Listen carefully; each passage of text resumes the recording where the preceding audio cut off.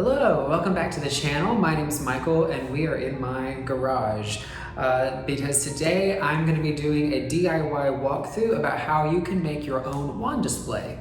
So when you collect as many wands as I have, they kind of all end up in piles unless you have somewhere to display them.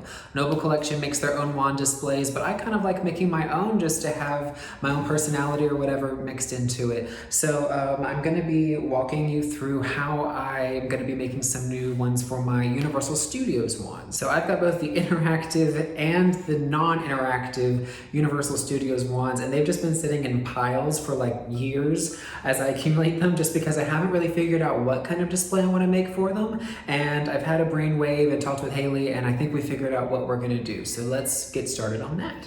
So what you're going to need to make this for yourself. First will be wood for your displays. I'm going to be making two, and so I've cut these. They're kind of just rectangles. You can get wood from just about any kind of craft store like Lowe's or Home Depot, and they will cut them for you if you don't have a table saw or anything like that for yourself. I'm going to be using some decorative framing. You can use any kind of framing you want. This one is just stuff that I think goes around the baseboard of a wall, whatever. And I've cut it, show you, cut these into like 45-degree angles so that they'll go around the edges. You're going to want some wood stain. I am using Wood Finish Dark Walnut. It's really dirty because this is the stuff I use for all of my wand displays. It's the same pot I've been using this whole time. You'll also want some protective gloves. Again, these look terrible because I use them for everything, and something to wipe the stain on. So this is just an old t-shirt, which is what I've been using for all of my other displays. Since these wand displays are coming from the Universal Studios parks, what I'm going to be doing is incorporating the wand maps onto those. So I've got two wand maps here. I've cut off one side, so the Hogsmeade side, I've cut off so that it will fit well on the frame. And then you're gonna want some just craft glue. I'm using craft glue here, a paintbrush, and a paper plate or something to put the glue on. To get the framing on, you're gonna want some tacks. So I'm using specialty linoleum tacks. I just got these at Lowe's. See them there. And then I'm gonna try a couple of different things. I'm gonna either try hooks or nails to actually keep the wands on, so we'll see how that goes. So again, I'm just using hooks from Lowe's. These are just standard hooks that you can get in the nail and screw aisle. And then I might try out nails and see how those work. But that's what we're gonna be using today. And then to seal the maps after I glue them on, I'm gonna be using this Mod Podge Clear Acrylic Sealer. All right, so I've got my wood here for my two displays.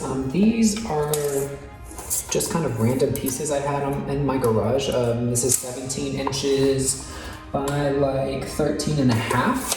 So that's the size these are, but they can be whatever size you want, whatever size fits your wall space. Whenever you're staining, you want to make sure that you've definitely got protective gloves. These have been through many craft projects, and so they're in pretty rough shape, but they get the job done.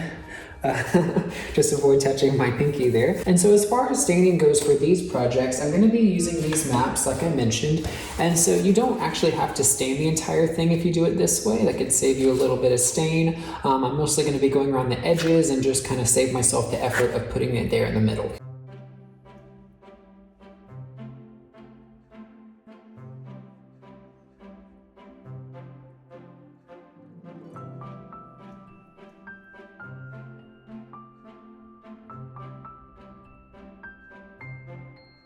Okay, so those are done. Whenever you're working with a wood stain, you definitely want to be in a well-ventilated area. The fumes from this can be quite strong, and you don't want to run into passing out or anything like that. So a garage or somewhere outside is definitely where you want to be. All right, so now let's get started on putting on the map. So I'm going to switch these back while this one dries. All right, so we gave these a chance to dry. You do want to let them dry before gluing anything down onto them because you don't want that stain to leach up into the map if you're going to do it this way. You could use literally anything to cover these. This is your thing. So if you want to paint a design on here, if you want to glue the maps down, whatever you want, this is your project. So what I'm going to do is just kind of eyeball this and make sure that it's as centered and straight as possible because that's about where we want it there. And then I'm going to just take standard, just craft paint. Craft glue. I usually use Mod Podge for this, but we're out, so this is what I'm using today. So, and then you just get a layer of glue down so that you can glue the map down to the frame. Okay. Now that we've got our glue down, we'll get that map on there. I do recommend trying to get a relatively thin layer of glue on there. If you've got a bunch of globs on, it's gonna soak into the paper of your map and create wet spots, so you don't want that. It also dries a lot faster when it's thinner. So just keep that in mind when you're laying this down. So I'm gonna use a piece of framing to just get this as flat as I can. Different piece of framing. And I'm gonna take some more glue and just kind of touch up the corners because I don't want those coming up, especially after we put the screws in. And since this glue dries clear, we can just kind of wipe this off, the excess.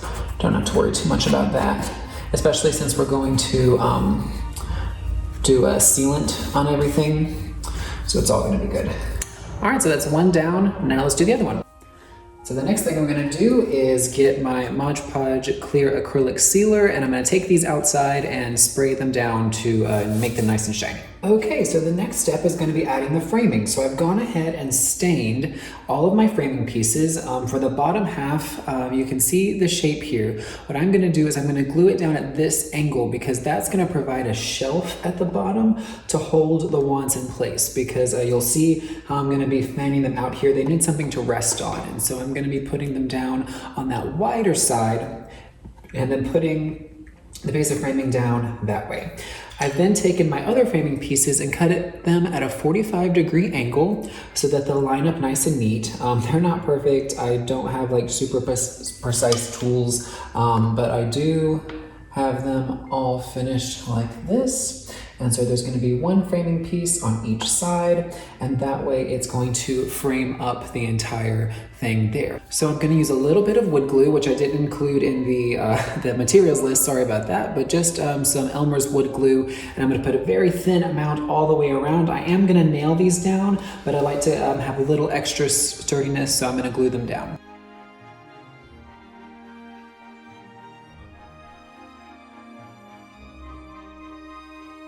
And I'm gonna put a couple of clips on the bottom shelf because I really want that to be strong. I don't want my wands to go flying everywhere, falling off in the middle of the night.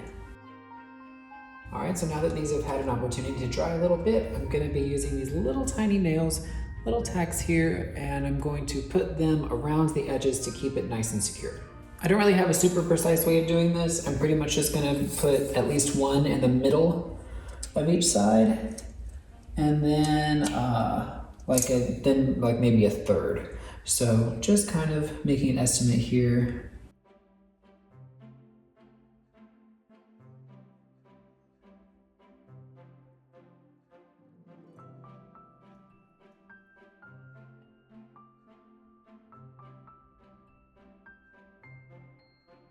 Now we have something that looks like that.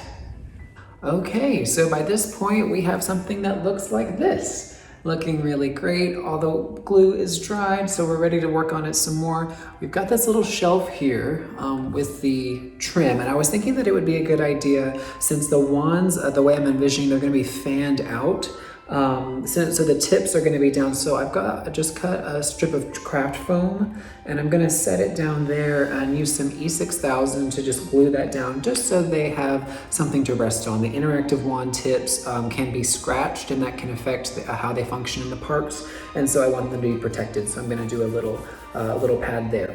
The next step after that is going to be to add the hooks that are going to hold the wands on. And so we've got these hooks here, again, just from Lowe's. And again, since I'm gonna be doing the fan shape, what I'm gonna try to do is measure out really carefully where each hook needs to be for each wand so that it can go right in. I think in order to avoid accidentally like spinning, like using a drill or something to drill a hole in here, that could potentially warp the paper and twist it up and like rip it. I don't want that to happen. That'd be terrible.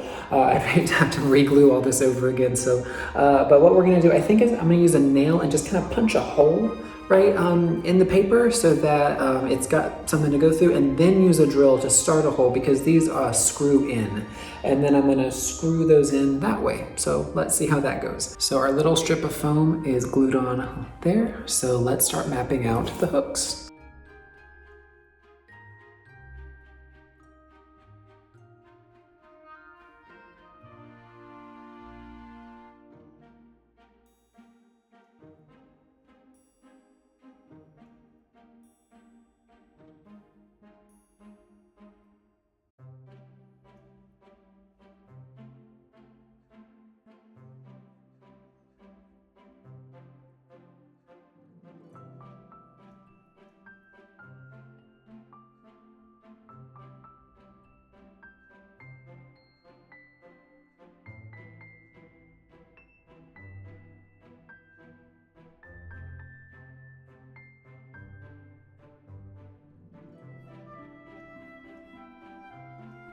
And so with that, this is what we've got. I'm so happy. It looks so good all put together. It's looking great. So now it's time to replicate that for the other display. And now the second display is finished. So now we have all of the non-interactive wands in their own display case. So while I was eating dinner just before finishing up this one, I just secured my last one, the non-interactive Elder. So that will soon get added to this one, and they'll have all of the universal wands. I'm really excited. So thank you so much for joining me on this DIY adventure. I had a lot of fun making these. I'm so glad that I finally get to display them. They've been sitting in piles for years and just rolling around on a bookcase, and I'm always afraid I'm gonna damage them. So now they have a nice, beautiful place to be displayed. The last step is gonna be adding some wall hangers to the backs of them so that I can put it up on the wall. That'll be the last thing to do, and then we gotta find a space to put them. So if you've enjoyed this DIY project, hopefully give us a like, subscribe for more wand content. Check out our other videos featuring all of these wands. I've shown them all off in previous videos before. Follow us on Instagram. I'm at The Wizard Tailor. Haley is at Hobbit Party. All those links will be down below, as well as any links from anything that I used today that you could purchase on Amazon or other places. I'll try to help out and have those down there. So keep the magic alive, and we'll see you later. Bye.